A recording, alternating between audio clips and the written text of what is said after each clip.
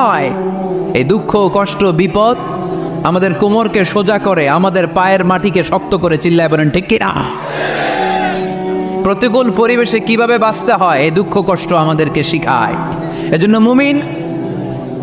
মুমিন বান্দার বৈশিষ্ট্য হচ্ছে দুঃখ কষ্ট বেদনা জ্বালা এগুলোতে সে আপসেট হয় না, সে হাল ছেড়ে দেয় না, সে ভরসা রাখে একজনের উপর। চিল্লায় বলতে হবে তিনি কে?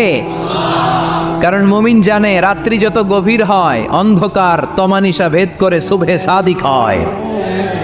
মুমিন জানে গর্ভবতী নারীর পেটের ব্যথা যেই দিন বাড়তে থাকে ওই দিনই নতুন মেহমান আগমনের সময় ঘনাতে থাকে। মুমিন জানে তার জীবনে দুঃখ কষ্ট বিপদ যত বাড়তে থাকে সুখের দিন কাছে আসতে থাকে। এজন্য মুমিনের হারাবার কিছু নেই।